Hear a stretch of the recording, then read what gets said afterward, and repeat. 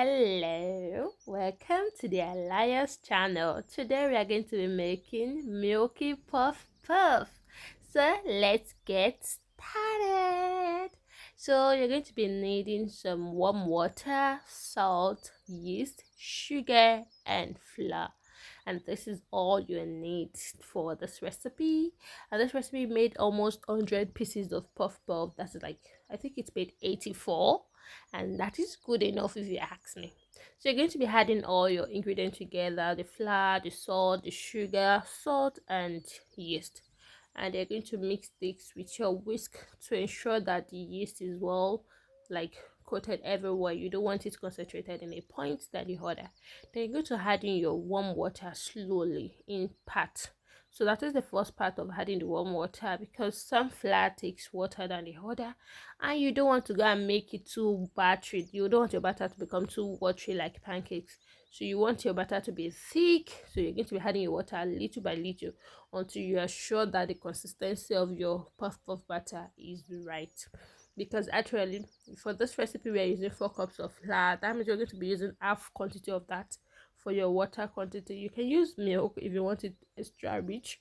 So you're going to be needing almost 2 cups of water for this recipe, but add slowly so that over time you can control how the consistency of your batter. So this is me checking the consistency of my batter to be sure that the water was enough. So yes, I used up the water.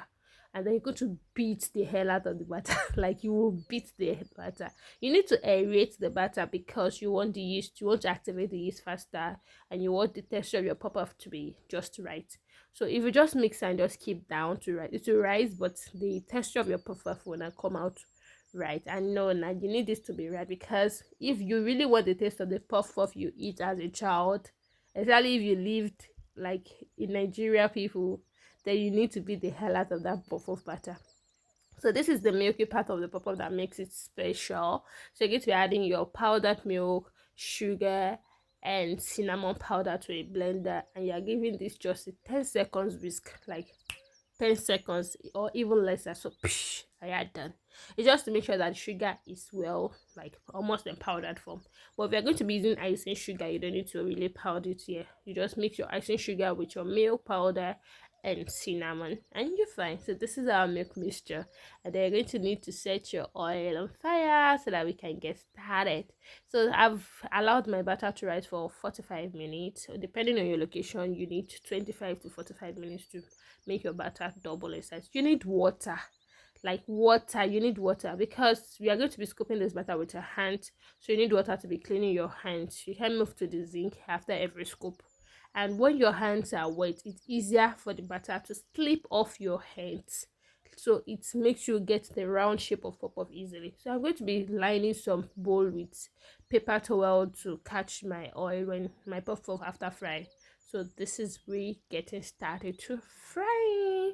So watch the way I did my hands, and that is just the right way to scoop your butter if you want a round, perfectly round puff. So I was testing the oil to be sure that it was hot, and that was me doing the first 2 balls. So now we just continue filling up the oil with small balls until it is full. So if your oil is hot enough, it will float immediately. Like as soon as you drop it in, it floats. As soon as you drop it in, it will float up, because you don't want it to sink. If it sinks, it's going to be flat like a pancake.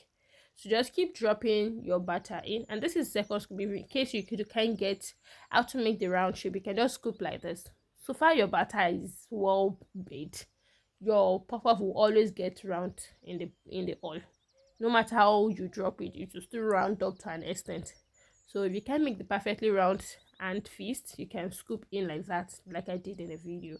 So I'm using a skewer to turn the side so that the other side can also get golden brown, and I just mix this together and sell it. At this moment, it just reminds me so much of my primary school days, my young early days. Like going to school in the morning, you buy this, going to school, and when you're coming in the afternoon, you also buy again. Like, we don't get tired of puff puff. I eat puff puff every time.